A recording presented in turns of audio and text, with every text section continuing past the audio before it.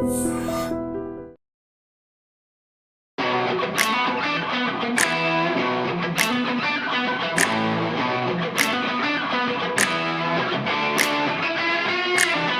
To I dream. పెరుగుతున్న cyber నేరాల పట్ల ప్రజలకు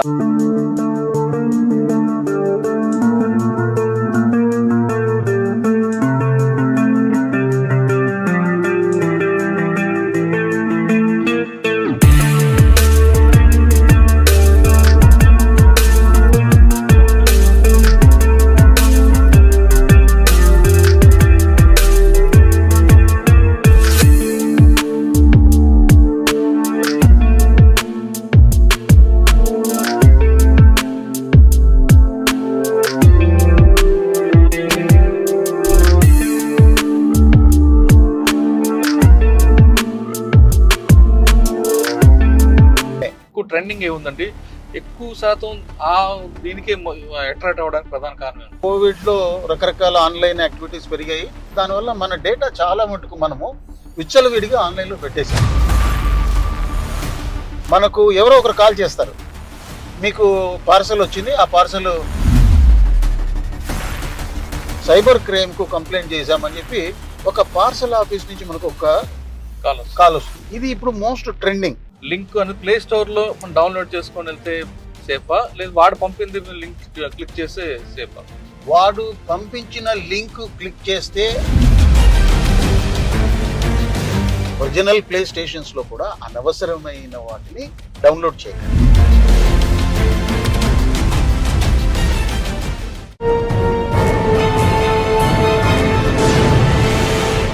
ప్రస్తుతం సైబర్ క్రైమ్లు ఎలా జరుగుతున్నాయి, సైబర్ క్రైమ్ పట్ల అవగాహన కల్పించడంలో నెంబర్ 1 ఉన్న సైబర్ క్రైమ్ పితామహుడు, అదేవిధంగా సైబర్ క్రైమ్ ఎక్స్పర్ట్ యు రామ్మోహన్ రావు గారు ప్రస్తుతం అంటున్నారు. ఆయన అడిగి సైబర్ క్రైమ్ బారిన పడకుండా ఉండాలంటే మనం ఏం చేయాలి అనే విషయాన్ని ఆయన అడిగి తెలుసు. అంతేకాకుండా ఎన్ని రకాలుగా సైబర్ క్రైమ్ ఉంటాయి, వాటి నుంచి ఎలా మనం బయటపడాలి, కొత్త కొత్త యాప్స్ రావడం వల్ల జరిగే అన్యాయం ఏ విధంగా జరుగుతున్న విషయాన్ని రామ్మోహన్ రావు గారు అడిగి తెలుసు. సార్ నమస్తే. నమస్తే సార్, దాదాపు సైబర్ క్రైమ్ అనేది శ్రీకారం చుట్టిన దగ్గర అంటే ఆన్లైన్ ఫ్రాడ్స్ కానీ లాటరీస్ ఫ్రాడ్ కానీ దగ్గర నుండి మీరు సైబర్ క్రైమ్ మనం చూస్తూనే ఉన్నారు. దాదాపు మనకు తెలిసి ఒక 7-8 సంవత్సరాల నుంచి అనుకుంటున్నాం, 97 నుంచి. అప్పుడు చిన్న చిన్న లాటరీ ఫ్రాడ్ జరిగేది, ఇప్పుడు దాని వికృత రూపం చాలా తీవ్ర స్థాయికి వచ్చింది. సైబర్ క్రైమ్ అనేది ఎన్ని రకాలుగా జరుగుతుంది, లాటరీ ఫ్రాడ్, ఫెడెక్స్, ఇంకా రకరకాలు వస్తున్నాయండి. అది సమస్య ఆగిపోవట్లేదు కానీ సమస్య రూపం చేంజ్ అవుతుంది, పెరుగుతున్నాయి.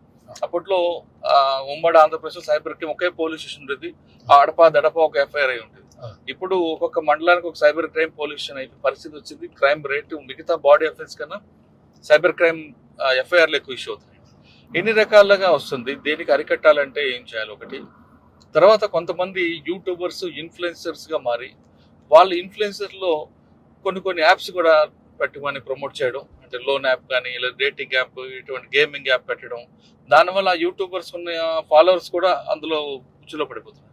ఈ రెండింటికి సమస్య పరిష్కారం ఎలా చేయాలి, ఒకసారి మీకున్న అనుభవంతో చెప్పండి. మురళి గారు, చాలా సంతోషం మళ్ళీ చాలా రోజుల తర్వాత మీతో సైబర్ క్రైమ్ గురించి మాట్లాడడానికి అవకాశం దొరికింది. సైబర్ క్రైమ్ మీరు చెప్పిన ఈ ఇంట్రడక్షన్లోనే వికృత రూపం దాల్చింది అన్నది నిజమే, అనేక పుంతలు తొక్కుతోంది అన్నది మాట నిజమే.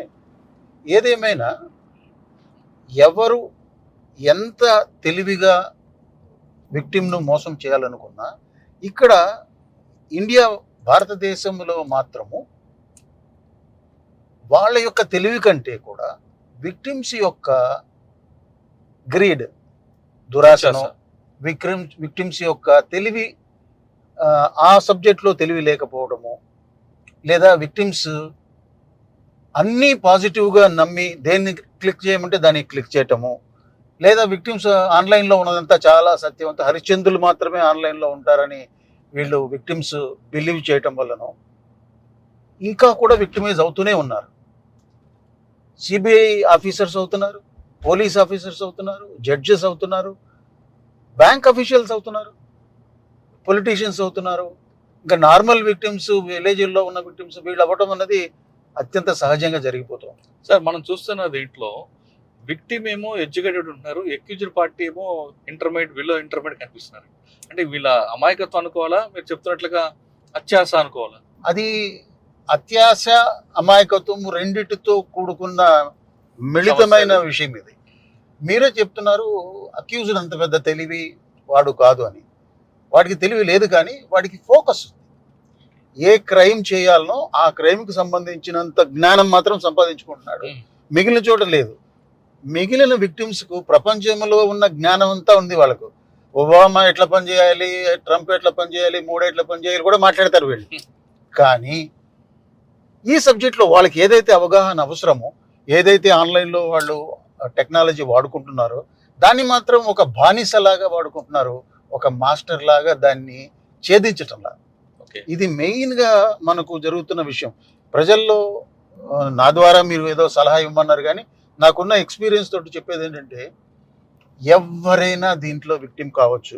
నేను 25 ఏళ్ల నుంచి ఉన్నానని చెప్పి నా వాడు క్రిమినల్ నన్నేమి స్పేర్ చేయడు. ఏ క్షణంలో అయినా ఎగ్జంప్షన్ ఏమి ఉండదు, రిజర్వేషన్ లేదు, ఏమీ లేదు. అంత ఎవడైనా ఒకటే. వాడికి ఒక ఫోన్ నంబరు ఎవరి దగ్గరైనా ఉంది, ఆ ఫోన్ నంబర్లో బ్యాంకుకు సంబంధించిన డీటెయిల్స్ ఉంటే వాడి యొక్క విక్టిమే. వాడికి నిజానికి కులగోత్రాలకు, దేనికి, రిలీజియన్ ఏమి సంబంధం లేదు. భారతదేశం అవునా కదా కూడా వాడికి సంబంధం లేదు. సో అంత ఇంపార్షియల్గా ఉన్న క్రిమినల్ను అరెస్ట్ చేస్తారని ఒక సినిమాలో చెప్పినట్టు, క్రిమినల్స్ అంత ఆర్ట్లో ఉంటే అరెస్ట్ చేస్తారా అన్నట్టు తయారైంది ప్రస్తుత వ్యవహారం.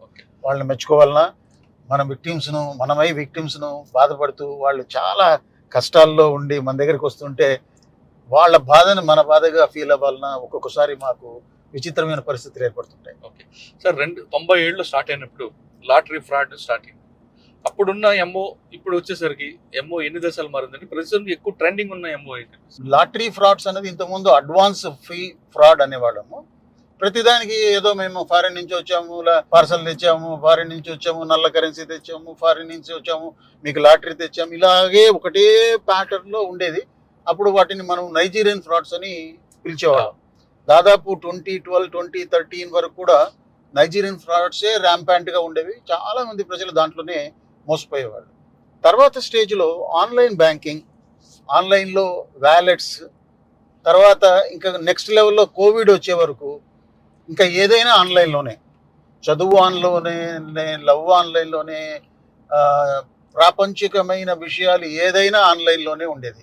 ఎక్సెప్ట్ కోవిడ్కు బయటకు పోవద్దంటే మాత్రం పోయేవాళ్ళం తప్ప ఆన్లైన్లోనే ప్రతిదీ చేయటం అలవాటు చేసుకున్నాం. అందుకని కోవిడ్ తర్వాత మన క్రెడెన్షియల్స్ను వాడుకుంటూ, మన క్రెడెన్షియల్స్ను ఫస్ట్ దొంగతనం చేసేవాళ్ళు ఒక గ్రూప్ అవుతే, ఆ గ్రూప్ క్రెడెన్షియల్స్ను ఆన్లైన్లో పెట్టడం ఇంకొక గ్రూప్ అవుతే, ఆన్లైన్లో ఎవడో కొనుక్కోవడం ఇంకొక గ్రూప్ అవుతే, కొనుక్కున్నవాడు ఎవడో దాన్ని ఒక నేరంలాగా దాన్ని కమిట్ చేసేయడం అవుతే, ఇలాగా ఒక పెద్ద చైన్ ఏర్పడింది. అందుకనే మన కొత్త లాలో జస్ట్ సైబర్ నేరాలు అనేదే కాకుండా ఆర్గనైజ్డ్ క్రైమ్స్కు 111 అనే ఒక సెక్షన్ తీసుకుని వచ్చి ఆర్గనైజ్డ్ క్రైమ్స్ను ఏ విధంగా శిక్షించాలనేది శిక్షలు కూడా పెంచడం జరిగింది. ముఖ్యంగా ఈ ఆర్గనైజ్డ్ క్రైమ్స్ అంటే ఈ సైబర్ క్రైమ్స్కు సంబంధించినవే దాంట్లో ఎక్కువ డెఫినేషన్స్ ఉన్నాయి. సార్, మీరు చెప్తున్నట్లుగా అప్పటి నుంచి ఆన్లైన్ ఫ్రాడ్స్, నైజీరియన్ ఫ్రాడ్ నుంచి వచ్చారు. ఇప్పుడు ఎక్కువ ట్రెండింగ్ ఫెడెక్స్ అని, లేదా ఇంకా రకరకాల మోసాలు పెరుగుతున్నాయి. ఎక్కువ ట్రెండింగ్ ఏముందండి? ఎక్కువ శాతం దీనికే అట్రాక్ట్ అవ్వడానికి ప్రధాన కారణం అనుకోవచ్చు. ఇప్పుడు ఎక్కడైతే కోవిడ్ దగ్గర ఆగానో, కోవిడ్లో రకరకాల ఆన్లైన్ యాక్టివిటీస్ పెరిగాయి, దాంతో క్రైమ్ జరుగుతుందని చెప్పాను కదా. దానివల్ల మన డేటా చాలా మటుకు మనము విచ్చలవిడిగా ఆన్లైన్లో పెట్టేశాం. దానివల్ల ఏమవుతుందంటే, నేను ఏదో ఒక ఐటము ఏదో ఒక బిజినెస్ సైట్ నుంచి తెప్పించుకొని ఉంటాను ఇంట్లో. నా ఇంటి అడ్రస్ దానిలో ఉంటుంది, నా బ్యాంకు సంబంధించిన డీటెయిల్స్ దానిలో ఉంటాయి. ఎవరో ఒకరు దాన్ని అప్లోడ్ చేస్తున్నారు ఆన్లైన్లో. డేటా ఎక్కడో పిల్ఫరేజ్ జరుగుతూ ఉంది, ఆ ఏరియా నుంచి ఆన్లైన్లోకి వెళ్తాం. దానివల్ల ఏమవుతుంది, ఇందాక మీరు చెప్పిన పార్సల్ రిలేటెడ్ ఫ్రాడ్స్, రకరకాల కంపెనీస్ ఉన్నాయి. ఆ పార్సల్ బ్లూ డాట్ అనో, ఫెడెక్స్ అనో, ఇలాంటివి. మనము ప్రతి ఒక్కళ్ళము కూడా ఏదో ఒకటి ఆన్లైన్లో ఆర్డర్ ఇచ్చి ఉంటాం కాబట్టి మనకు ఎవరో ఒకరు కాల్ చేస్తారు, మీకు పార్సల్ వచ్చింది, ఆ పార్సల్ కాంట్రాబ్యాండ్ ఉంది దానిలో. అంటే కాంట్రాబ్యాండ్ అంటే దానిలో డ్రగ్స్ ఉన్నాయి, లేదా credit cards, fake credit cards చాలా ఉన్నాయి, లేదా కొన్ని పాస్పోర్ట్స్, రకరకాల కంట్రీల పాస్పోర్ట్స్ మీ పేరు మీదనే ఉన్నాయి.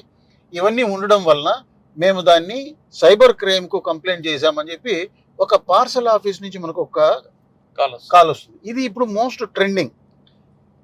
మనం ఏమనుకుంటాం, అరే ఆల్రెడీ నేను ఒక ఆర్డర్ ఇచ్చి ఉన్నాను, ఏదో ఒక చిన్న ఐటెం ఆర్డర్ ఇచ్చి ఉంటాను, పెన్నో పెన్సిలో రబ్బరో ఏదో ఇచ్చి ఉంటాను, ఏది కొనడం మనకు లేజినెస్ ఎక్కువైపోయి బయటికి పోయి కొనడం మానేసి ఆన్లైన్లో పార్సల్కి వచ్చేస్తుంటాయి. మన మొబైల్ ఫోన్కు కవర్ ఉంటుంది కదా, ఆ కవర్లు రోజు వేలల్లో వస్తుంటాయి పార్సల్స్. ఆన్లైన్లో చూడటం, దాని కలర్ నచ్చటం, మొబైల్ ఫోన్ కాదు కదా, ఒక 50 రూపాయలు ఆన్లైన్లో పెట్టేయటం. ఇట్లాగా మన డేటా అంతా వచ్చినందువల్ల వాళ్ళ దగ్గరికి వెళ్ళి వాడు మనకు పార్సల్ చెప్తున్నాడు, నీ పార్సల్ వచ్చింది, దీంట్లో ఉన్నాయి అంటూనే వాడు వెంటనే ఊరుకోడు. వాడు మేము మీకు మీ పైన ఆల్రెడీ సైబర్ క్రైమ్లో కంప్లైంట్ ఇచ్చాము, కస్టమ్స్ వాళ్ళకు కూడా కంప్లైంట్ ఇచ్చాము, మీరు దానికి తగ్గట్టుగా ఫేస్ చేయాల్సి ఉంటుంది, మీ పేరు మీదనే ఉంది అంటాడు. వీడికి ఇంకా అర్థం కాదు, ప్యానిక్లో ఉంటాడు. నేరం నేను చేశానని అంటున్నాడని చెప్పి సిబిఐ ఆఫీసర్ ఒకతను 2.5 లక్షలు కట్టాడు కూడా ఇటువంటి కేసులో. అంటే నేను నేరం చేశానని వీడు అంటున్నాడు, నేనైతే కాదు కదా, ఏదో తప్పించుకుందాంలే అని చెప్పి ఒక చిన్న సైజు. ఇక్కడ కూడా దురాశే, కేసును ఫేస్ చేద్దాము, నేను తప్పు చేయలేదు కదా అని ఒక ధైర్యం ఉండదు. కేసు ఉంది అని చెప్పిన వెంటనే దాన్ని హషప్ చేయడానికి వీళ్ళు డబ్బులు ఇస్తుంటారు. ఎలా ఇస్తుంటారు, వాడు వెంటనే ఒక 5 నిమిషాల్లో ఒక cyber crime police officer call చేస్తాడు, ఇదే నెంబర్, మాకు కంప్లైంట్ వచ్చిందండి ఆ పార్సల్ సర్వీస్ నుంచి. వీడికి ఇంకా ఎక్కువ అనుమానం వస్తున్నారు, నిజమేనేమో. వాడు చెప్తాడు, మేము మీకు హెల్ప్ చేస్తాము, ఇంత డబ్బులు పంపించండి, ఇక లాయర్ను అపాయింట్ చేసుకోవాలా, లేదంటే మీకు అరెస్ట్ వారెంట్ వస్తుంది. భయపడిపోయి ఒక 30,000 50,000 లక్ష వాడి అని చెప్తే మనుషుల భయాన్ని బట్టి వాడి ఫీజు ఉంటుంది.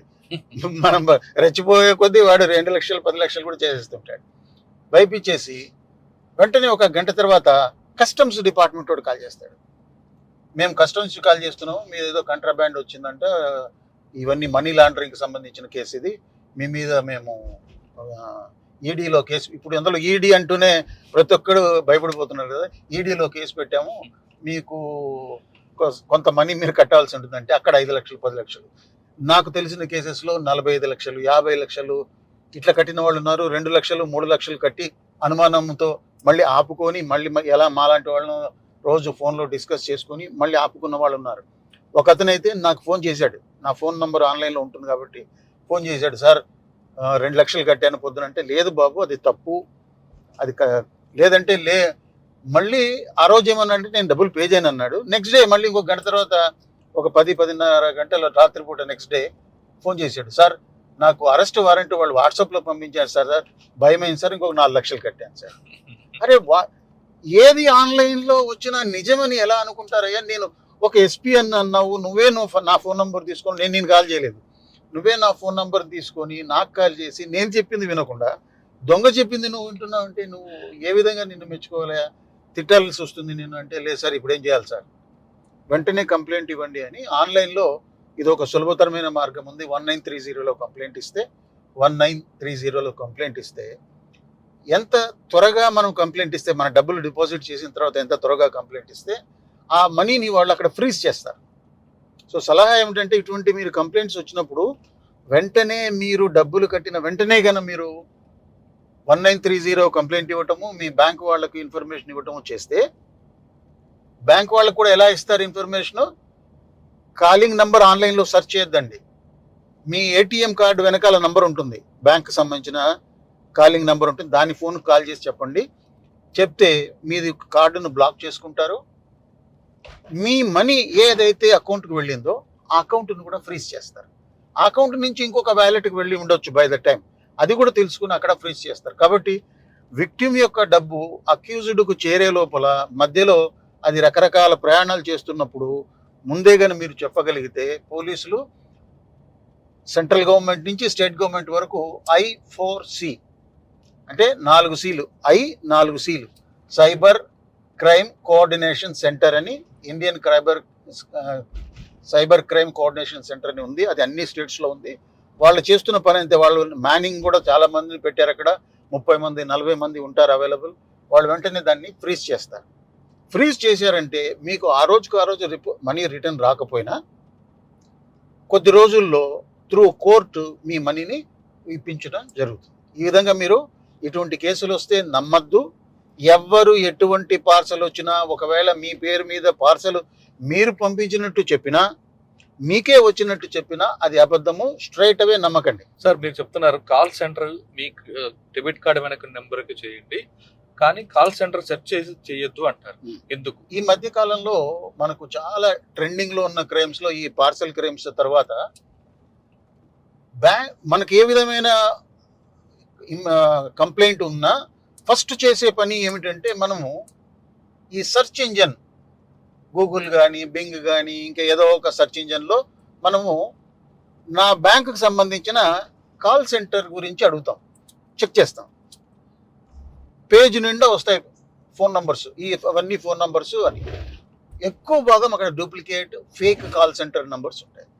సో మీరు ఏం చేస్తున్నారు, ఆన్లైన్లో సెర్చ్ చేయడం వల్ల మీరు అక్కడికి కాల్ చేసి ఎవరికి కాల్ చేస్తున్నారు, ఇంకొక దొంగకు కాల్ చేసి మీకు సంబంధించిన డేటా అంతా మీరు వాలంటరీగా ఇస్తున్నారు. మీరేమనుకుంటారంటే నా బ్యాంకుకు సంబంధించిన ఆఫీసర్కి ఇస్తున్నా అనుకుంటారే తప్ప అక్కడ ఉన్నది ఒక క్రిమినల్ అని మీకు తెలియదు. అది ఫేక్ నెంబర్ అని ఎప్పుడు తెలుస్తుందంటే వాడు మన డేటాను ఆ రోజు మిస్యూజ్ చేయడు, ఏ రోజు మిస్ చేస్తాడో తెలియదు. మీరు అందుకనే ఏ రోజు మీరు ఇన్ఫర్మేషన్ ఇచ్చారో మీ బ్యాంక్ తాలూకా ఇన్ఫర్మేషన్ ఏ రోజు ఇచ్చారో మీకు తెలియదు. ఒక నెల రోజుల తర్వాత సడన్గా మీకు ఒక ఓటీపీ వస్తుంది, వాడెవడో కాల్ చేస్తాడు, బ్యాంక్ నుంచి కాల్ చేస్తున్నాం మీకు ఓటీపీ పంపించాం చెప్పండి అని. మనం ఏమనుకుంటామంటే సరే బ్యాంక్ నుంచి వచ్చిందేమో, మనం ఏం యాక్టివిటీ చేయనప్పుడు ఓటీపీ వస్తే మనం ఏమనుకుంటాం, ఆ ఓటీపీ చెప్పేస్తాం. దానివల్ల ఏమవుతుంది, మీరు డేటా ఒక నెల రోజుల కిందట ఇచ్చారు, తర్వాత వాడెవడో దాన్ని వాడుకొని మనల్ని మన ఫోన్ నంబరు మన బ్యాంక్ అకౌంట్ను వాడుకొని క్రెడెన్షియల్స్ వాడుకొని ఓటీపీ మనకు వస్తే మన దగ్గర తీసుకొని 50,000 లక్ష రూపాయలు మన దగ్గర నుంచి కొట్టేస్తున్నాడు. సో ఇందువలన మీరు ఫేక్ కాల్ సెంటర్ నంబర్స్ మాత్రమే ఉంటున్న ఆన్లైన్ సెర్చ్ ఇంజన్స్లో మీరు సెర్చ్ చేయొద్దు. మీకు ఒకవేళ ఫోన్ నంబరే కావాల్సి వస్తే మీ ఏటీఎం కార్డుకు వెనకాల ఉన్న నంబర్ చూడండి, ఎక్కడ ఏ ఆన్లైన్ దాంట్లో చూడకండి. లేదా మీకు బ్యాంక్ పాస్బుక్స్ ఇచ్చి ఉంటారు, ఆ బ్యాంక్ పాస్బుక్స్లో కనెక్ట్ సోన్స్ అని చెప్పి ఉంటాయి, వాటిని కాల్ చేయండి. అలా కాకుండా మీరు ఆన్లైన్ సెర్చ్ ఇంజిన్లో చూసుకున్నా ఇంకో కొన్ని మెసేజ్లు వస్తాయి, మీ కాంటాక్ట్ పర్సన్ సోన్సో మేము ఇస్తున్నామని చెప్పి ఒక బ్యాంక్ నుంచి ఒక మెసేజ్ ఎప్పుడో వస్తుంది. ఓ నిజమేమనుకొని మనం సేవ్ చేసుకుంటూ ఉంటాం. చేసుకోకండి, ఎవరో తెలియదు మనకు. మీరు ఎప్పుడు ఏ నంబర్ సేవ్ చేసుకుంటారంటే మీరు ఏటీఎం కార్డు నుంచి వెనకాల ఉన్న నంబర్ను మీకు విక్టిమ్ కాకపోయినా సరే ముందుగానే మీ బ్యాంక్ అకౌంట్కి సంబంధించిన కాంటాక్ట్ లిస్ట్లో దాన్ని మీరు మీ ఫోన్లో కాంటాక్ట్ లిస్ట్లో సేవ్ చేసుకోండి. మీరు ఎందుకంటే ఏటీఎం కార్డు అయిపోయింది అనుకోండి, అప్పుడు ఎవరు కంప్లైంట్ ఇవ్వాలి, నంబరే ఉండదు. కాబట్టి ఫస్ట్ మీ దగ్గర ఏటీఎం కార్డు డెబిట్ కార్డు మీ దగ్గరకు వచ్చిన వెంటనే దాని మీద ఉన్న నంబర్ను మీ ఫోన్లో ఫీడ్ చేసేసుకోండి. అవి మారవు, అవి ఫిక్స్డ్గా ఉంటాయి. ఈరోజే లేటెస్ట్గా వచ్చిన ఇన్ఫర్మేషన్ అంటే ఇక మీట ఫ్యూచర్లో బ్యాంకుకు రిలేటెడ్కి సంబంధించిన అఫీషియల్ కాల్స్ ఏదైనా ఉంటే ప్రిఫిక్స్ 160 అంటే 160 తోటి స్టార్ట్ అయిన నంబర్లే మీకు ఇంకా ఫ్యూచర్లో రాబోతున్నాయి. అది కొత్త మోడల్ చేయబోతున్నారు. రెండవది ఏంటంటే మనకు మెసేజ్ వచ్చినప్పుడు, మనకు మెసేజ్ కానీ ఫోన్ కానీ వచ్చినప్పుడు మనం ట్రూ కాలర్ ఆన్ చేసుకున్నామంటే ఆ ట్రూ కాలర్లో ఎవడో పేరు రావటమో, ఫేక్ పేరు ఉంటే ఫేక్ పేరు, ఒరిజినల్ పేరు ఉంటే రావడం జరుగుతుంది. కానీ ఇంకా మీదట మీకు కొత్తగా ట్రాయ్ రెగ్యులేషన్స్ ప్రకారము ఇంకా ఫ్యూచర్లో రాబోతోంది. అది కూడా మనకు కాలర్ ఎవరో ఏ పేరు మీద రిజిస్టర్ అయి ఉందో కాలర్ అది వస్తుంది. కాబట్టి మీకు ఫ్యూచర్లో గవర్నమెంట్ తరఫు నుంచి రకరకాలైన స్టెప్స్ తీసుకున్నారు, ఆ స్టెప్స్లో ఇవన్నీ మీకు ఉపయోగపడతాయి. ఓకే సార్, మీరు బాధితులు ఎవరైనా సరే గోల్డెన్ అవర్ 1 అవర్లోనే చేయమంటున్నారు, వెంటనే 1930 చేస్తే అమౌంట్ ఫ్రీజ్ అవుతుంది. ఆ గోల్డెన్ అవర్ దాటిపోయింది అనుకోండి, అప్పుడు ఏం చేయాలి? ఇక్కడ గోల్డెన్ అవర్ అని నేనేం అనటం లేదు, అది ఎవరో మధ్యలో మాట్లాడుతున్నది. గోల్డెన్ మినిట్ కూడా కావచ్చు. నేను ఇక్కడ వేసిన వెంటనే అక్కడ తీసేయచ్చు. ఓకే, మనము వేసిన మనీ, వేసిన విధానము, వేసిన అతనికి ఆ అకౌంట్ యొక్క యాక్సెస్ని బట్టి ఉంటుంది. 1 నిమిషంలోనే మనీని ఇంకొక వ్యాలెట్లోకి ట్రాన్స్ఫర్ చేసిన కేసులు వందల్లో వేలల్లో ఉన్నాయి. అలాగని 10 రోజులు కూడా ముట్టుకోని కేసులు కూడా ఉన్నాయి. 10 రోజులు కూడా క్యాష్ విత్డ్రా చేయలేదు. వాడికి ఆ రోజు 100 మంది విక్టిమ్స్ ఉండింటారు. ఆ 100 మందిలో మొదటి 10 మందితో డబ్బులు తీసుకొని తాగి పడుకొని ఉంటాడు, మిగిలిన ఇంకా నెక్స్ట్ డే మిగిలిన ఉంటాయి. అంటే నేను ఇది నవ్వుతూ చెప్తున్నట్టుగా మీకు అనిపించవచ్చు, కానీ ఈ సీరియస్నెస్ 25 ఏళ్ల నుంచి చూసి చూసి చూసి పిచ్చెక్కిపోతుంది. అందువల్ల మేము ఇప్పుడు మా టెన్షన్స్ ఇలాగ లైటర్ వేలో తీసుకుంటున్నాం. దయచేసి గోల్డెన్ అవర్ గోల్డెన్ మినిట్ ఏం లేదు.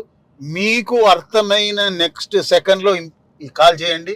మీ మనీ మీకు రిటర్న్ రావడానికి సంపూర్ణమైన ఛాన్సెస్ ఉన్నాయి. ఓకే సార్, మీరు ఫెడెక్స్ వర్క్ చెప్పారు, ఇంకా ఎక్కువగా ఏం జరుగుతున్నాయండి ఫెడెక్స్ తో పాటు ఇన్వెస్ట్మెంట్ ఫ్రాడ్స్ అంటూ? పెద్ద పెద్ద క్రైమ్స్ జరుగుతున్నాయండి ఇప్పుడు. ఇంతకుముందు ఏదో 1,00,000, 2,00,000, 3,00,000 పోయేవి. ఇప్పట్లో ఎలా ఉందంటే ఈ ఫేస్బుక్ ఇలాంటి మన సోషల్ మీడియాలోకి వెళ్తున్నప్పుడు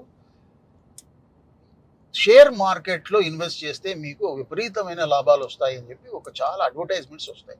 దాంట్లో అంబానీ కొడుకుంటాడు, దాంట్లో ఇన్ఫోసిస్ చీఫ్ ఉంటాడు, అట్లా నిలేకని ఉంటాడు, అదాని, అదే అందరివి ఫోటోలు పెట్టేసి ఎవడి ఫోటోలో వాడు పెట్టేసి ఇన్వెస్ట్ అంటుంటాడు. వాళ్ళు నిజమే అనుకోని జనాలు దాన్ని క్లిక్ చేస్తే వాళ్లకు కాల్ వస్తుంది. ఏమని వస్తుందంటే మీకు 26,000 కడితే మ్యూచువల్ ఫండ్స్ లాంటిది 26,000 కట్టి డిమాట్ అకౌంట్ ఓపెన్ చేయండి అని ఒక వెబ్ పేజ్ పంపిస్తాడు. ఆ పేజ్ కూడా ఫేకే. దాంట్లో ఒక డిమాట్ అకౌంట్ మనతోనే క్రియేట్ చేపిస్తాడు. దాంట్లో 26,000 వేపిస్తాడు. అవన్నీ వాడు చెప్పినట్టు చేస్తుంటే అదన్నీ ఎక్కడెక్కడికో పోతుంటుంది మనీ. సాయంత్రానికి 26,000 3,00,000 అయిపోతుంది. అట్లాంటి షేర్ మార్కెట్లు వరల్డ్లో లేవు. క్రిప్టో కరెన్సీలో కూడా పొద్దున 26,000కు రాత్రి 3,00,000 ఉండదు, కానీ మనం నమ్మేస్తాం. ఇవన్నీ ఎవరు చేస్తున్నారంటే ఎక్కువ భాగము డాక్టర్స్, బిజీగా లైఫ్ ఉన్న సాఫ్ట్వేర్ ఇంజనీర్స్, ఇట్లాంటి వాళ్ళు డబ్బులు ఉంటాయి, క్యాషే, అదేమి బ్యాంక్ టు బ్యాంక్ ట్రాన్స్ఫరే కాబట్టి వాళ్ళేమి తప్పు చేయటం లేదు, బ్లాక్ మనీని వైట్ చేసుకోవటం లేదు. ధైర్యంగా వాడెవడో చెప్తున్నాడు కదా 3,00,000గా, సాయంత్రానికి 3,00,000 వస్తే నెక్స్ట్ డే ఏమవుతుంది? సార్ మీరు ఇంకొక 3,00,000 ఇన్వెస్ట్ చేయొచ్చు కదా, ఇంకొక 3,00,000 ఏంటి సార్ అంటాడు వాడు. వీడు 3,00,000కి 3,00,000 26కి 3 వచ్చినప్పుడు 3,00,000 కోట్లలో సంపాదించుకోవచ్చు అని చెప్పి మళ్ళీ వేస్తారు. వేసినాక ఒక 30-40 లక్షలు అయ్యేంత వరకు ఉండి తర్వాత నా డబ్బులు నాకు ఇవ్వమంటాడు. ఇవ్వమంటూనే వాడు మనల్ని రకరకాల మభ్యపెట్టి ఆ డిమాట్ అకౌంట్లో రకరకాల చోట్ల మేము చేసేసాము, జీరో అయిపోయిందని చెప్పి మొత్తం అకౌంట్ అంతా జీరో చేస్తాడు. అట్లా చేసిన కేసుల్లో ఈ మధ్య కాలంలో చాలామంది డాక్టర్లు 1.75 crores వైజాగ్ నుంచి, పూనా నుంచి 3 కోట్లు, బెంగళూరు నుంచి 8 కోట్లు ఇలా కట్టిన వాళ్ళు ఉన్నారు. చాలామంది డాక్టర్లు ఉన్నారు. వాళ్ళ దగ్గర ఉన్న మనీ, స్పేర్ చేయగలిగిన మనీ ఉండటం వలన వాళ్ళకు వీళ్ళకి ఇచ్చి 2 రూపాయలు వడ్డాను, 1 రూపాయి వడ్డాను ఎవడు ఇవ్వక మోసపోవడం వలన, ఇది ఆన్లైన్లో ఇస్తే చాలా అద్భుతం ఉంది, అందులో అదాని చెప్పాడు, అంబానీ చెప్పాడు అనుకొని వాళ్ళ మాట వినటం వలన ఇవి జరుగుతూ ఉంటాయి. ఇప్పుడు జరుగుతున్న ఇన్వెస్ట్మెంట్ ఫ్రాడ్స్లో షేర్ మార్కెట్స్ పైన జరుగుతున్నాయి. దానికి రకరకాల పోలీస్ డిపార్ట్మెంట్ నుంచి కూడా చాలా వీడియో క్లిప్పింగ్స్ ఇచ్చాం. కానీ దాన్ని చూసిన వాడు కట్టడు, చూడని వాళ్ళు ఎక్కువ ఉంటారు, వాళ్ళు కడుతుంటారు. సో విపరీతంగా కడుతున్నారు. ఇప్పటికి కూడా ఆ market original SEBI Sensex and దీనికంటే కూడా ఎక్కువ మనీ దీనిలో ట్రేడ్ అవుతుంది అనేది అర్థమవుతుంది. ఎందుకంటే చాలా మంది 3 కోట్లు కట్టాం, 4 కోట్లు కొట్టామని చెప్పి కంప్లైంట్ ఇస్తున్నారు. కొంతమంది కంప్లైంట్స్ ఇవ్వట్లా. కంప్లైంట్స్ ఇచ్చే వాళ్ళే ఇంతమంది ఉంటే కంప్లైంట్ ఇయ్యని వాళ్ళని కూడా లెక్క పెట్టుకుంటే సంవత్సరానికి దాదాపు 7,000 కోట్ల రూపాయలు పోతుంది ఇటువంటి ఆన్లైన్ ఫ్రాడ్స్ వల్ల. సార్ ఈ 2 ఎంఓ కాకుండా ఇంకా వేరే ఉన్నాయి? దీంట్లోనే ఈ షేర్ మార్కెట్ ఒక ఎంఓ అవుతే, రెండవది ప్రతి ఒక్కరికి పెట్టి ఫండ్స్ లోన్ అవసరం అవుతుంటాయి.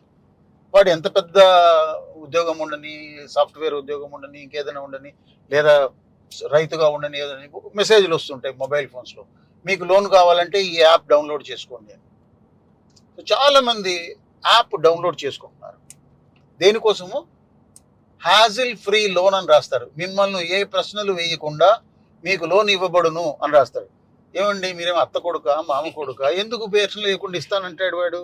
మనం ఎందుకు నమ్మాలి? ఈ మాట అంటే మాత్రం అయ్యో మీకేమిటండి సెన్సిటివిటీ లేదా అని మళ్ళీ ఉల్టా మమ్మల్ని అంటారు. సెన్సిటివిటీ కోసం కాదు. ఏ వాళ్ళకి ఇస్తారండి లోను? మనం బ్యాంకుకు పోయి మన అకౌంట్లో నుంచి మనం డబ్బు తీసుకోవాలంటే 100 ప్రశ్నలు వేస్తారు. అట్లాంటిది ఎవడో ఒకడు ఆన్లైన్లో వచ్చి మిమ్మల్ని డబ్బులు ఇస్తానంటే ఎలా నమ్ముతారు? పేపర్లెస్ లోన్ అంటున్నారు. పైగా దాంట్లో చేస్తున్నది ఏంటంటే లోన్ ఏ సంతకాలు లేకుండా లోన్ ఇస్తానంటున్నాడు, పైగా ఏమంటున్నాడు, ఒక యాప్ ఉంటుంది వాడే క్లిక్ చేయమంటాడు, ఆ యాప్ని డౌన్లోడ్ చేయమంటాడు. యాప్ని డౌన్లోడ్ చేయమంటే మన ఫోన్లోకి ఆ యాప్ వస్తుంది. దాని ద్వారా వాడు మన కాంటాక్ట్ లిస్ట్ను, మన మెసేజెస్ లిస్ట్ను, మనకు సంబంధించిన వీడియోలను, ఫోటోలను అన్నిటినీ తీసుకుంటాడు. ఈ యాప్ డౌన్లోడ్ చేసేటప్పుడు ప్రతి యాప్ కూడా చాలా మందికి తెలియకపోవచ్చు, యాప్ డౌన్లోడ్ చేసేది మనము గూగుల్ ప్లే స్టోర్ నుంచి కానీ యాప్ స్టోర్స్ నుంచి కానీ డౌన్లోడ్ చేసుకుంటాం. 2, ఆండ్రాయిడ్కి అయితే ఒకటి, దీనికైతే అవి 2 కాకుండా ఇతను ఒక లింక్ ఇస్తాడు. అటువంటి లింక్లో మీరు క్లిక్ చేసి డౌన్లోడ్ చేసుకోవద్దు. యాప్ ఉందంటే అది ఫేకే. వాడు మనకు 3,000, 5,000, 10,000, 50,000 లోన్ ఇస్తాడు. ఇచ్చినాక మనల్ని రోజుకింత అని కట్టమంటాడు. మనం 50,000 కాదు, ₹1,00,000 కట్టేసి ఉంటాం. రోజు కడుతుంటాం, మనకు తెలియదు. కట్టేసిన తర్వాత ఒకరోజు మనం అరే కట్టేసాం కదా ఏం కడదామని ఒకరోజు ఆగితే ఫోన్ చేస్తాడు, తీసి బూతులు తిడతాడు.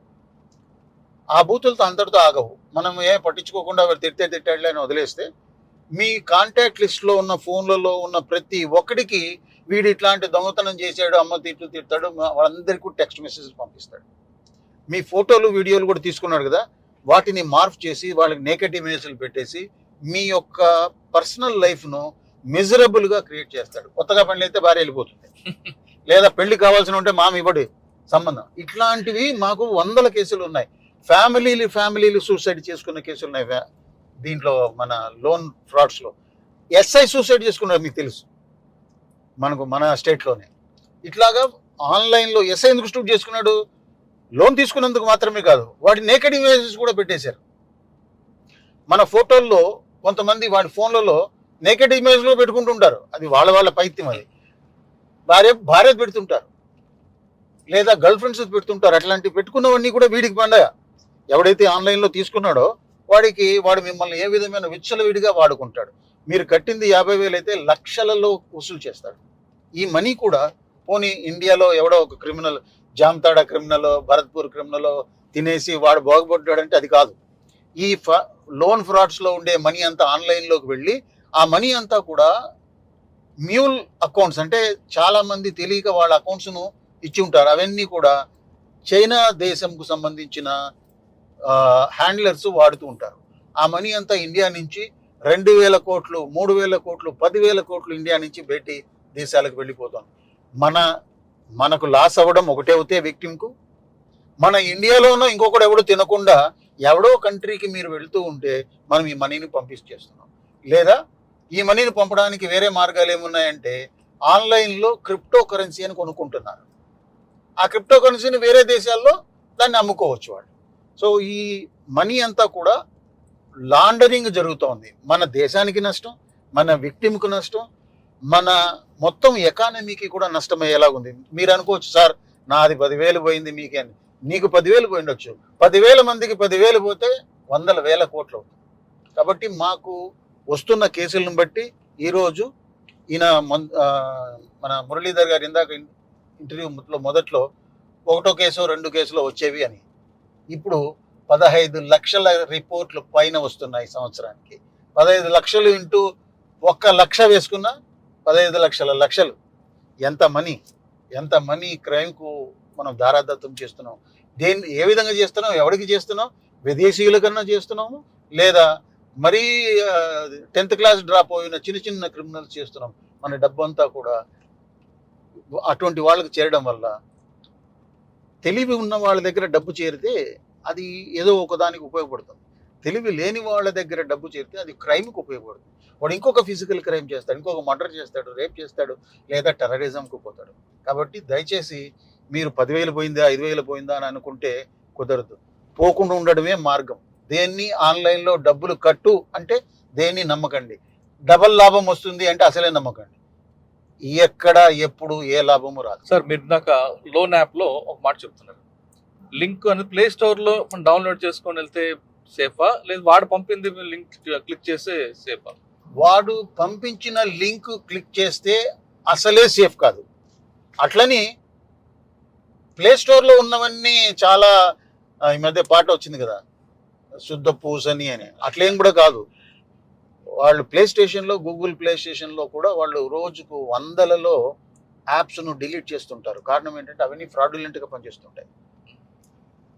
ఒరిజినల్ ప్లే స్టేషన్స్లో కూడా అనవసరమైన వాటిని డౌన్లోడ్ చేయకండి. 2, డౌన్లోడ్ చేసేటప్పుడు సెట్టింగ్స్లో వెళ్ళి ఆ పర్టికులర్ యాప్ ఏవైనా డేటా తీసుకుంటోందా, ఇమేజ్లు తీసుకుంటోందా, లేదా వీడియో తీసుకుంటోందా, లేదా టెక్స్ట్ మెసేజ్ తీసుకుంటుందా, లేదా మా ఆడియో వింటోందా, ఇవన్నీ దేనికి ఎనేబుల్ అయి ఉన్నాయో కూడా చూడండి. ఒకవేళ మీరు చూసేటప్పటికీ వాటి డేటా లాగేస్తాడు. అందుకని దానిపైన రివ్యూలు చదవండి. ఆన్లైన్లోనే ఉన్నారు మీరందరూ. ఆ రివ్యూ ఏముంది, ఆ పర్టికులర్ యాప్ గురించి, ఆ సైట్ గురించి ఏం రివ్యూ రాసి ఉండబడింది, అవన్నీ చూడండి. అటువంటివి చూసి మీకు నచ్చినా కూడా ఒక ఏమీ డేటా లేని ఫోన్లో డౌన్లోడ్ చేసుకోండి. అనుమానంగా ఉండే మీ ఇవేమైనా ఉంటే, యాప్స్ ఏదైనా ఉంటే ఫోన్లో అసలే డేటా లేకుండా మీ ఇమేజెస్ కానీ, ఆడియో కానీ, వీడియో కానీ, కాంటాక్ట్ నంబర్స్ కానీ ఏవి లేని చోట డౌన్లోడ్ చేయండి. అప్పుడు మీకు తెలుస్తుంది.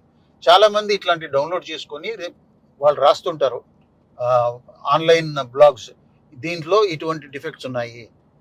వాళ్ళు ఎక్కడ డౌన్లోడ్ చేసుకున్నారు, వాళ్ళ సొంత ఫోన్లో చేసుకుంటే వాళ్ళ డేటా పోతుంది. ఒక ఫోన్ పెట్టుకొని దానిలో ఏ డేటా లేకుండా చేస్తూ ఉంటారు. అటువంటి వాళ్ళను ఫాలో కండి, వాళ్ళను చూసుకుంటూ ఉండండి.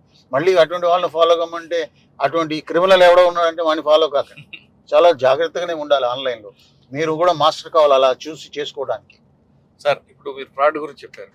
ఇప్పుడు జనరల్గా ఇప్పుడు సోషల్ మీడియాలో ఇన్ఫ్లుయర్స్ అనేది ఒక రోల్ స్టార్ట్ అయింది. యూట్యూబ్ ఇన్ఫ్లుయర్స్ ఒక్కొక్కరు 1 మిలియన్, 2 మిలియన్, 10 మిలియన్స్ పెట్టుకుని ఉంటారు. వాళ్ళని ఫాలో అవుతుంటే వాళ్ళ వీడియోస్కి, వాళ్ళ పర్సనల్ వీడియోస్ చూసుకోవడం, వాళ్ళ ఫాలోవర్స్ పెంచుకుంటారు. అందులో భాగంగా కమర్షియల్ యాడ్స్ ప్రమోట్ చేయడానికి కొన్ని గేమింగ్ యాప్స్ అనో లేదా డేటింగ్ యాప్స్ అని పెడుతున్నారు. ఆ యూట్యూబరే, ఆ ఇన్ఫ్లుయెన్సరే ఒక సెకండ్ దీని నుంచి ఆయన ఉండండి, లాటరీ యాప్ అనేది చేస్తారు. ఇది చేయడం వల్ల వచ్చే నష్టం ఏంటి, యూట్యూబర్కి వచ్చే బెనిఫిట్ ఏంటి, పబ్లిక్ చూసే వాడిని ఫాలో అయ్యేవాడికి లాభం ఏంటి? ఇప్పుడు సోషల్ మీడియా ఇన్ఫ్లుయెన్సర్స్ అని చాలా మంది ఉన్నారు. చాలా మందికి మిలియన్ కన్నా ఎక్కువ మంది ఫాలోయర్స్ ఉంటున్నారు. 10 మిలియన్ ఫాలోయర్స్ ఉన్న మన ఐ డ్రీమ్స్ లాగా డ్రీమ్ కూడా ఉంది. ఫాలోయర్స్ ఉన్నారు. ఫాలోయర్స్ ఉన్నంత మాత్రం తప్పులేదు, ఇన్ఫ్లుయెన్సర్ది తప్పులేదు. కానీ ఇన్ఫ్లుయెన్సర్ తెలిసి కానీ తెలియక కానీ కొన్ని అడ్వర్టైజ్మెంట్ నువ్వు ఎంకరేజ్ చేస్తే, ఇలాంటి అడ్వర్టైజ్మెంట్స్ బెట్టింగ్ యాప్స్ కానీ, ఆన్లైన్ క్యాసినో యాప్స్ కానీ, లేదంటే లోన్ యాప్స్ కానీ, లేదంటే షేర్ మార్కెట్ యాప్స్ కానీ, షేర్ మార్కెట్ డేటా కానీ, ఇట్లాంటివి మీరు తెలుసో తెలియకో ప్రమోట్ చేశారంటే దీంట్లో ఫాలో అవుతున్న వాళ్ళలో మీకే తెలుసా నంబరు 10 మిలియన్ అంటే కోటి మందిలో ఒక్కడు ఫాలో అయ్యి, ఒక్కడు దాన్ని నమ్మి, ఒక్కడు వాడి దగ్గర ఉన్న డబ్బు పోగొట్టుకున్నా మీకైతే బాధే కదా. దయచేసి మీరు ఏది ప్రమోట్ చేస్తున్నారో మీరు కూడా చెక్ చేసుకోవచ్చు, మీరు కూడా చూసుకోవచ్చుగా. సో ఇన్ఫ్లుయెన్సర్స్ ఒక రెస్పాన్సిబిలిటీ పెట్టుకొని మీరు ఆ ఇన్ఫ్లుయెన్సర్స్ను చూడండి. కొన్ని ఇన్ఫ్లుయెన్సర్స్ పోర్నోగ్రఫీ కూడా క్లిక్స్ వస్తుంటాయి. దాంట్లో పోర్నోగ్రఫీ వరకే, అడల్ట్ పోర్నోగ్రఫీ వరకే అయితే అది ఏదో పర్వాలేదు. కానీ అది చైల్డ్ పోర్నోగ్రఫీకి దారి తీస్తే మీరు కూడా నేరస్తులు అవుతారు. ఇన్ఫ్లుయెన్సర్స్ కూడా కొంత జాగ్రత్త పడాలి. రెండోది, ఇన్ఫ్లుయెన్సర్స్కు తెలిసి తెలియకనో ఆ సోషల్ మీడియాలో ఈ బెట్టింగ్ యాప్స్ ఉంటాయి, లేదా క్యాసినో గేమ్స్కి సంబంధించిన యాప్స్ ఉంటాయి. అవి మీరు చాలా ధైర్యంగా చెప్పేస్తున్నారు, ఇది ఫాలో అని. చాలా కష్టం. అయితే ఈ కొత్తగా వచ్చిన లా ప్రకారము సోషల్ మీడియా ఇన్ఫ్లుయెన్స్ ఎవరైతే అబెట్ చేస్తారో వాళ్ళు కూడా 111 దాంట్లో ఒక పాత్ర వహించాల్సి ఉంటుంది. అంటే అంత త్వరగా మిమ్మల్ని అరెస్ట్ చేస్తారని అన్ను, కానీ ప్రతి ఒక్కరికి జాగ్రత్త అవసరం. ఫేక్ డేటాను ట్రాన్స్మిట్ చేసినా ఇక ఫ్యూచర్లో డేటా అవసరం. ఎందుకంటే మన ఇండియన్ పీనల్ కోడ్కు సంబంధించిన కొత్త లాలో కూడా ఐటీ యాక్ట్కి సంబంధించిన చాలా నేరాలను ఇంక్లూడ్ చేశారు, పొందుపరిచారు. వాటన్నిటికీ కూడా చాలా ఈజీగానే ఇన్వెస్టిగేట్ చేయొచ్చు. ప్రతి ఒక్కరిది డిజిటల్ ఫుట్ ప్రింట్స్ ఎక్కడో చోట ఉంటాయి. కాబట్టి బాధ్యత, ఇన్ని రోజులు మనం టెక్నాలజీని వాడుకునేదానికి గవర్నమెంట్ మనకు ఛాన్స్ ఇచ్చింది. ఇప్పుడు మీరు కొత్త బాధ్యత కూడా ఉండాలి అని ఈ కొత్త యాక్ట్స్ చెప్తున్నాయి. దయచేసి ఎవరైతే ఎంకరేజ్ చేస్తున్నారో వాళ్ళందరికీ కూడా బాధ్యత ఉంది. ఏమేమి ప్రమోట్ చేస్తున్నాము, ఏ నేరాలకు సంబంధించినది ప్రమోట్ చేస్తున్నాము కూడా మనం గమనించుకోవాల్సిన అవసరం ఉంది. అట్లాగే విక్టిమ్స్ కూడా ఎవరు ప్రమోట్, ఇప్పుడు ఒక 1 మిలియన్ మెంబర్స్ ఉన్న ఇన్ఫ్లుయెన్సర్ దేనివల్ల ఇన్ఫ్లుయెన్సర్ కాబడ్డాడు అంటే అతను సినిమా యాక్టర్ల గురించి రాయడం వల్ల అయ్యాడము. అతను సినిమా యాక్టర్ల గురించి మాట్లాడేది మాత్రమే చూసుకోండి. అక్కడ వాడి అడ్వర్టైజ్మెంట్ ఏదో యాప్ గురించి అయితే అది సంబంధం లేదు, ఎందుకంటే ఆ ఇన్ఫ్లుయెన్సర్కి సంబంధం లేదు, అది తెలియదు ఆయన. అట్లాగే ఒక ఇన్ఫ్లుయెన్సర్ టెక్నాలజీకి సంబంధించిన బ్లాగ్స్, టెక్నాలజీకి సంబంధించిన డేటానో ఉండవచ్చు. ఆ దానికి సంబంధించిన వాటినే దాని గురించి ఫాలో కావండి, దాంట్లో వేరేది వస్తే ఫాలో కాకండి. అట్లా మీ ఫాలోవర్స్కు ఒక రెస్పాన్సిబిలిటీ ఉంది, ఇన్ఫ్లుయెన్సర్కి కూడా రెస్పాన్సిబిలిటీ ఉంది. దయచేసి నేరము పెరిగేదానికి ఇటువంటి ఇండైరెక్ట్గా కూడా కృషి చేయకండి. డైరెక్ట్గానే ఇటువంటివి ఉంటాయని ఒకసారి మీరు మీ వాళ్ళని అలర్ట్ కూడా చేసుకోండి, మీ ఇన్ఫ్లుయెన్సర్స్. సార్ కొంతమంది మీరు చెప్తున్నట్లుగానే సోషల్ రెస్పాన్సిబిలిటీ తీసుకుని వాళ్ళకున్న ఫాలోవర్స్కి అలర్ట్ చేస్తున్నారు కొంతమంది ఇన్ఫ్లుయెన్సర్. మరి కొంతమంది కమర్షియల్గా మరి అది చెప్తాను, మీరు చెప్పిన గేమింగ్ యాప్ కానీ డేటా దీంట్లో కానీ డేటింగ్ యాప్స్ కానీ ఇటువంటి దీన్ని ప్రమోట్ చేయడానికి ఒక 1 సెకండ్ 1 మినిట్ తీసుకో 5 లక్షలు 10 లక్షలు తీసుకోరు చేయడం వల్ల ఆ ఇన్ఫ్లుయెన్సర్ ఫాలోవర్స్ కూడా కొంతమంది అందులో పడుతున్నారు. ఇప్పుడు మీరు చెప్పిన కొత్త చట్టాల్లో ఆర్గనైజ్డ్ క్రైమ్ కింద వాళ్ళు కూడా ఇన్వాల్వ్ అవుతారా ఒకవేళ ఎవరైనా కేసు పెడితే? ఆర్గనైజ్డ్ క్రైమ్ లో వాళ్ళు పార్టిసిపేట్ చేయలేదు కానీ దానికి ఫెసిలిటేట్ చేశాడు అని దానికి కూడా నేరం. అయితే కొన్ని కాగ్నిజబుల్ అఫెన్సెస్ ఉన్నాయి, కొన్ని నాన్ కాగ్నిజబుల్ ఉన్నాయి. తెలియకుండా చేయడం వేరు, గూగుల్ యాడ్స్ లో రావడం వేరు. కానీ ఈయన డబ్బులు తీసుకొని తన యాప్ లో తనకున్న ఫాలోవర్స్ లో తనకున్న యూట్యూబ్ దీంట్లో ఫ్రేమ్ లో ఈయన పెట్టడం అనేది అవును, ఖచ్చితంగా వాళ్ళను దానికి కాగ్నిజబుల్ అఫెన్సెస్ లోకే వస్తారు వాళ్ళకి తెలిసి చేస్తే. ఈ రోజే నిన్న రాత్రి 2 lakhs ఫీజు కట్టాలని పోయి ఇంటర్మీడియట్ అబ్బాయి కట్టకుండా బెట్టింగ్లో పెట్టి ఇట్లా ఫాలో అయ్యి బెట్టింగ్లో పెట్టి 2 లక్షలకు 10 లక్షలు వచ్చేస్తుందిలే, మనము 2 లక్షలు ఫీజు తర్వాత కట్టుకుందాం, 2 లక్షలు ఎంజాయ్ చేద్దాం అనుకుని పోతే ఆ 2 లక్షలు పోయి సూసైడ్ చేసుకున్నాడు. రాత్రి సూసైడ్ చేసుకున్నాడు. అది చాలా ప్యాథటిక్. సో టెక్నాలజీలో ఒక చిన్న ప్రాబ్లం ఏమంటే టెక్నాలజీ నేర్చుకునే అందరూ కూడా చాలా మెచ్యూర్డ్ పీపుల్ ఏం కాదు. టుడే చాలా మంది చిన్నపిల్లలకు ఎక్కువ టెక్నాలజీ తెలుసు, చాలా మంది పెద్దవాళ్లకు టెక్నాలజీ తెలియదు. తల్లిదండ్రులు కానీ ఇంట్లో పెద్దవాళ్ళు కానీ పిల్లలను గైడ్ చేసే పరిస్థితిలో టెక్నాలజీ లేదు. నేను అది నా క్లాసుల్లో కూడా చెప్తుంటాను. Children are adults in technology, adults are minors in technology. కాబట్టి ఈ గ్యాప్ ఎప్పుడైతే మనం తల్లిదండ్రులు దానికి సంబంధించి నేర్చుకోమో ఈ పిల్లల్ని మనం గైడ్ చేయలేము. గైడ్ చేయలేకపోగా వాళ్ళు చూస్తున్న డేటాను మనం చూడం. ఎందుకంటే మన పిల్లలు చూస్తున్న డేటా మనం చూస్తే అతను ఏమని అనుకుంటాడు, మా పిల్లవాడు ఏమని అనుకుంటాడు, అమ్మాయి ఏమని అనుకుంటుందేమో అనుమానం పడ్డాను. అలా కాకుండా వాళ్ళు మీకు చూపించేలాగా మీరు ఒక ప్రయత్నం చేయించుకోవాల్సిందే. పిల్లలు వచ్చి తల్లిదండ్రులకు ప్రతిదీ ఏం చేస్తున్నామని వాళ్ళే ఓపెన్గా వచ్చి చెప్తే చిన్న చిన్న తప్పులు ఉన్నా కానీ మనమేమి వాళ్ళను తిట్టడం కొట్టడం చేసి భయపెట్టకుండా వాళ్ళని ఆ పరిస్థితికి ఎంకరేజ్ చేసేలాగా మనం చేస్తే చిన్నపిల్లలకు మనం కూడా ఫ్యూచర్లో గైడ్ చేయవచ్చు. చాలా చోట్ల మేము స్కూల్స్లో వెళ్ళి చెప్తున్నప్పుడు పిల్లలకు తెలిసినంత నాలెడ్జ్ వాళ్ళ తల్లిదండ్రులకు వాళ్ళ టీచర్స్కు తెలియదు. ఏ విధంగా హ్యాక్ చేయాలని కూడా చాలామంది 9th క్లాస్ స్టూడెంట్స్కే తెలుసు ఈ రోజుల్లో. కాబట్టి దయచేసి పెద్దవాళ్ళు కూడా పిల్లలతో పాటు కూర్చొని వాళ్ళు చేస్తున్న యాక్టివిటీ నేర్చుకొని గమనించుకుంటూ గైడ్ చేయడం ముఖ్యం ఇటువంటి సమయంలో. సార్ ఇటువంటి క్రైమ్ అన్ని కూడా ఎక్కువ సౌత్ ఇండియా మీద ఎక్కువ ఫోకస్ ఎందుకు అవుతాయండి? ఇక్కడ సౌత్ ఇండియా నార్త్ ఇండియా అనేది పెద్ద డిఫరెన్స్ లేదు నా దృష్టిలో. ఎందుకంటున్నానంటే ఎక్కువ కేసులు సౌత్ ఇండియాలో పోలీస్ ఆఫీసర్స్ రిజిస్టర్ చేస్తున్నారు. ఓకే, ఎక్కువ మందికి సౌత్ ఇండియాలో ఎక్కడ కంప్లైంట్ చేయాలనో తెలుసు. నార్త్ ఇండియాలో ఎక్కువ మంది పోలీసులు కేసెస్ రిజిస్టర్ చేయటంలా. మీరు నేషనల్ క్రైమ్ రికార్డ్ బ్యూరో చూస్తే మహారాష్ట్ర వరకు, సౌత్ ఇండియా నుంచి అప్ టు మహారాష్ట్ర వరకు చాలా కేసులు రిజిస్టర్ అయి ఉంటాయి. యూపీ ఈ మధ్య కాలంలో కొంత రిజిస్ట్రేషన్ పెంచింది. అదే మిగిలిన చోట్ల తక్కువ ఉంటాయి. అంటే నేరం జరగదా అంటే ఇది యూనివర్సల్ నేరం.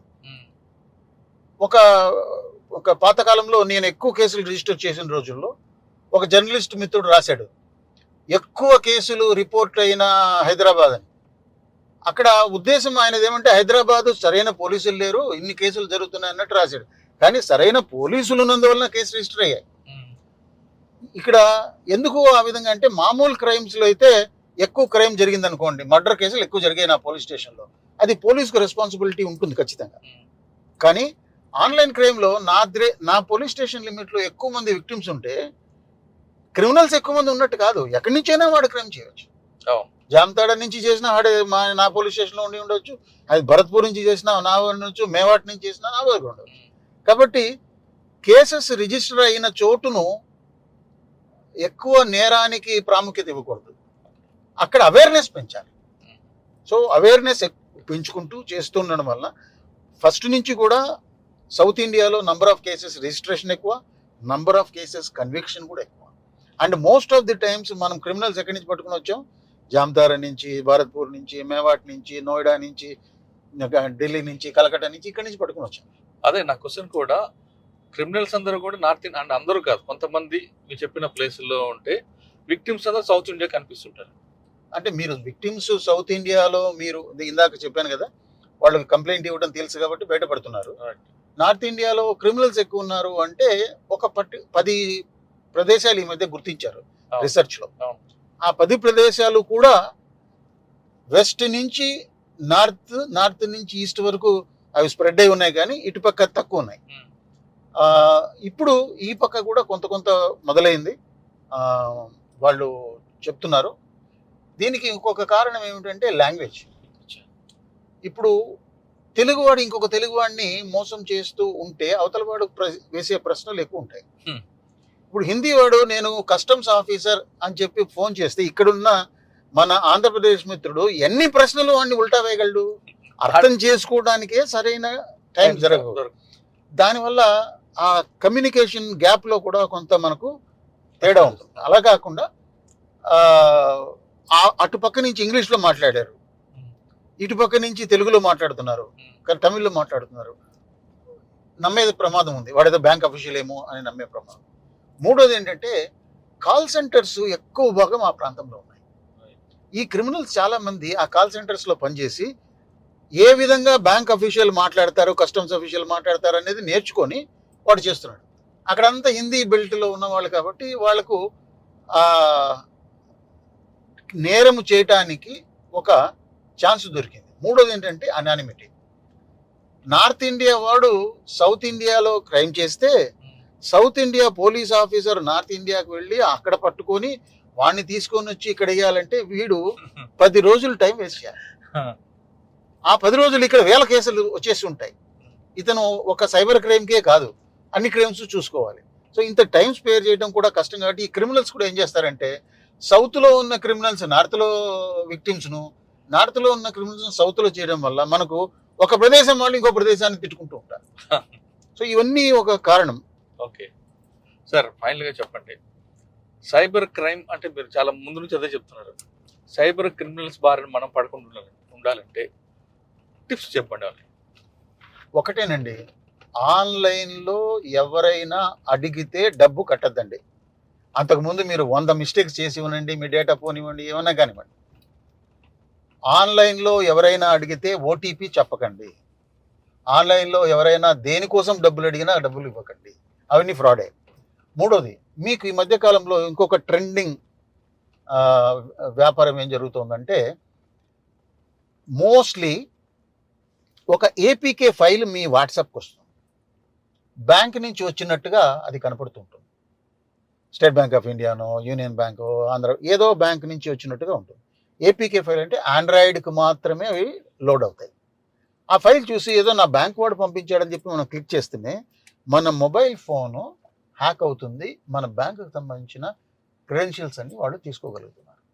సో ఈ మూడో సలహా ఏమంటే ఎవరైనా ఏపీకే ఫైలు ఏ బ్యాంక్ నుంచి వచ్చి డౌన్లోడ్ చేసుకోమని అన్నా, ఓపెన్ చేయమని అన్నా చేయకండి. అది బ్యాంకు పేరు మీదే వచ్చినా చేయకండి, అవన్నీ కూడా ఫ్రాడ్యులెంటే. నెక్స్ట్ టిప్ ఏమిటంటే, మీకు క్యూఆర్ కోడ్ వచ్చి డబ్బులు ఇస్తాము దీన్ని స్కాన్ చేయండి అంటే క్యూఆర్ కోడ్ను స్కాన్ చేయకండి. క్యూఆర్ కోడ్ను స్కాన్ చేస్తే మన డబ్బులు పోయేదానికి మాత్రమే క్యూఆర్ కోడ్ స్కాన్ చేస్తాం. అక్కడి నుంచి వచ్చే డబ్బులు రావాలంటే మనం స్కాన్ చేయనక్కర్లేదు, డైరెక్ట్గా డబ్బులు వచ్చేస్తాయి. వాడు మీకు ముందు ₹1 పంపించి క్యూఆర్ కోడ్ పంపిస్తాడు, మీరు స్కాన్ చేయండి మీకు ₹1 వచ్చేస్తుంది మీ అకౌంట్లోనే. మనము స్కాన్ చేసిన వెంటనే ₹1 వచ్చేస్తుంది, కానీ మనం స్కాన్ చేసినందువల్ల కాదు, వాడు డైరెక్ట్గా ₹1 వేస్తాడు. మనమేమనుకుంటాం స్కాన్ చేసినందువల్ల వచ్చింది కొని నెక్స్ట్ స్కాన్ చేసినప్పుడు ₹72,000 కూడా వేస్తాం. ఇవి అలా వేయకూడదు. కాబట్టి స్కాన్ చేసేటప్పుడు ఎటువంటి ఏ ఇన్ఫర్మేషన్తో పాటు మనము స్కాన్ తీసుకుంటున్నామో గమనించుకోండి. టెక్స్ట్ మెసేజెస్ చదవండి. మీరు డబ్బులు కట్టాలంటే స్కాన్ చేయండి, మీకు డబ్బులు రావాలంటే స్కాన్ చేయకండి. లాస్ట్ది, మీకు ఓటీపీ వచ్చినప్పుడు ఆ ఓటీపీ పూర్తిగా చదవండి. ఫస్ట్ లైన్లో 6 డిజిట్లు పెట్టి బ్లూ కలర్లో పెట్టి అండర్లైన్ చేస్తూనే మనం ఇట్లా ఫోన్ పెట్టుకొని పూర్తిగా చదవటం ఇష్టం లేక కింద ఇట్లా పక్కన చూసి చెప్తుంటాం. అదేమని రాసి ఉంటుంది, మీ ఆధార్ కార్డు ద్వారా పేమెంట్ ఎనేబుల్ చేస్తున్నానికి మీకు 1 టైం పాస్వర్డ్ అని వచ్చి ఉంటుంది. అది మీరు ఎస్ అంటారు.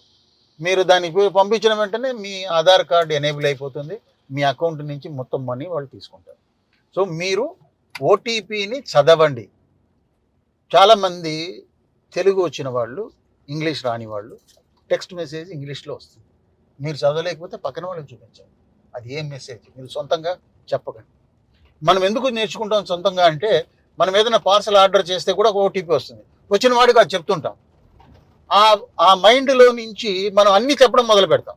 వచ్చిన వాడికి చెప్పడానికి, ఫిజికల్గా ఎదురుకొచ్చిన వాడికి, ఆన్లైన్లో ఉన్న వాడికి తేడా ఉంది కదా. ఆన్లైన్లో మంచివాడు ఉండొచ్చు, చెడ్డవాడు. ఇంటి దగ్గర అయితే వాడు ఒక పార్సల్ తోటి వచ్చాడు. కాబట్టి అక్కడ చెప్పడానికి ఇక్కడ చెప్పడానికి తేడా ఉంది. ఇటువంటివి ఏవి చెప్పకండి. మీ పిన్ నంబర్స్, మీ మొబైల్ ఫోన్ పిన్ నంబర్స్ మార్చుకుంటూ ఉండండి. మీ ఏటీఎంకు సంబంధించిన పిన్ నంబర్స్ మార్చుకుంటూ ఉండండి. మార్చేది ఎక్కడ మార్చాలి, మీరందరూ కూడా బ్యాంకుకు సంబంధించిన యాప్ డౌన్లోడ్ చేసుకోండి. చాలామంది బ్యాంక్ యాప్ డౌన్లోడ్ చేసుకోరు. ఏటీఎం సెంటర్కి వెళ్ళి ఏటీఎం కార్డు పెట్టి అక్కడ పిన్ నెంబర్ మారుస్తారు. అక్కడ ఎవరైనా కెమెరా పెట్టింటే మీ పిన్ నెంబర్ తెలిసిపోతుంది. కాబట్టి మీరు అందరూ కూడా బ్యాంక్ యాప్ను డౌన్లోడ్ చేసుకోండి. దాంట్లో రీసెట్ పిన్ అని ఉంటుంది, మనం రీసెట్ చేసుకోవచ్చు పిన్.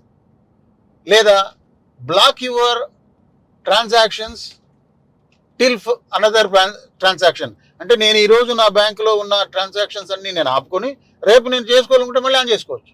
లేదా గంట తర్వాత మళ్ళీ చేసుకోవాలన్నా ఆన్ చేసుకోవచ్చు. సో మన ఫుల్ కంట్రోల్ ఉంటుంది. మనకు యాప్ కన్నా మన ఫోన్లో ఉంటే మొత్తం కంట్రోల్ మన అకౌంట్స్ పైన ఉంటాయి.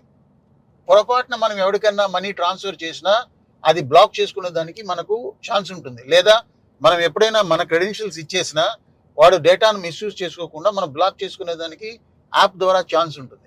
అందరూ యాప్ డౌన్లోడ్ చేసుకోండి, యాప్ను అర్థం చేసుకోండి, ఖాళీ టైంలో అర్థం చేసుకోండి. వచ్చినప్పుడు ఏదో మెసేజ్ వచ్చినప్పుడు అప్పుడు చూడాలంటే ప్యానిక్ అయిపోతాం. ముందు ఏ ఫీచర్స్ దేనికి పనికొస్తాయి దాన్ని అర్థం చేసుకోండి.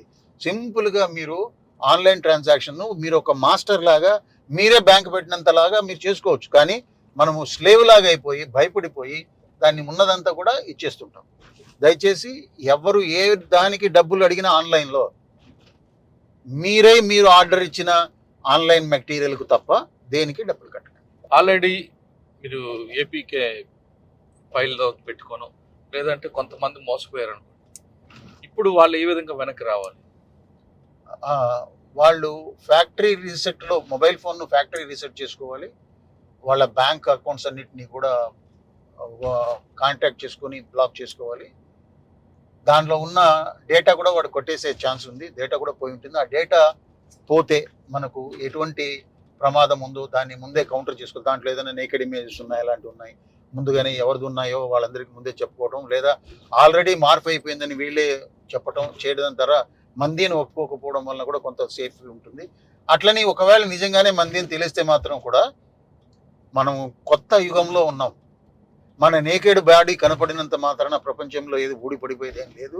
దానికి సూసైడల్ అటెంప్ట్స్ ఏం చేసుకోకండి. చాలామంది నా నేకెడ్ బాడీ పోయింది కదా, కనపడుతోంది కదా అని చాలామంది అమ్మాయిలు పర్టికులర్గా సూసైడ్ చేసుకుంటున్నారు. ఏమీ కాదమ్మా, అటువంటి ఎవరు ఏమీ పట్టించుకోనక్కర్లేదు. మన సొసైటీ మారుతున్న కొద్దీ మనము మారాల్సిందే. పొరపాటున అటువంటివి ఏమైనా జరిగి మన డేటా వాళ్ళ వైపు వస్తే ధైర్యంగా నిలబడండి, అది మాది కాదని చెప్పండి. ఆ, అర్థం చేసుకునే దానికి చుట్టుపక్కల అందరూ ఉన్నారు. దయచేసి సూసైడ్ అటెంప్ట్స్ లాంటివి చేసుకోకండి. మనలో అమాయకత్వం, మనలో ఉన్న అత్యాసే సైబర్ క్రిమినల్స్ పాలిట వరంగా మారిందంటున్నారు రామ్మోహన్ గారు. కరెక్ట్గా అని చెప్పింది.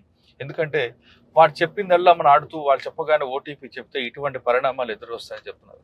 అంతేకాకుండా ముఖ్యంగా రామ్మోహన్ గారు చెప్పిన దాంట్లో ఎక్కువగా అమ్మాయిలు ఎక్కడైతే ఈ ఫ్రాడ్ జరిగిందో ఆ ఫ్రాడ్ బాధితులు చనిపోవడాలు చేస్తున్న ఆత్మహత్యలు చేసుకుంటున్నారు. అటువంటి వాళ్ళు ఇప్పుడు ఉన్న సమాజంలో ఏమాత్రం ధైర్యంగా ఆధారపడకుండా పోలీసులకు వెళ్ళి నేరుగా కంప్లైంట్ ఇవ్వండి, అటువంటి వాళ్ళు పట్టుకోవడానికి పోలీసుల సిస్టమ్ కూడా ఉంది. కానీ ఎటువంటి పరిస్థితుల్లో ఆత్మహత్య చేసుకోవద్దు, మీ కుటుంబాలు అనాథాలు చేయొద్దంటూ రామ్మోహన్ గారు చెప్తున్నారు. ఇది రామ్మోహన్ గారితో ఎక్స్క్లూజివ్ ఇంటర్వ్యూ. వచ్చే వారం మరొక ఇస్తాం, మళ్ళీ కలుద్దాం. అంతవరకు నమస్తే. Thank you sir. Thank you. Thank you.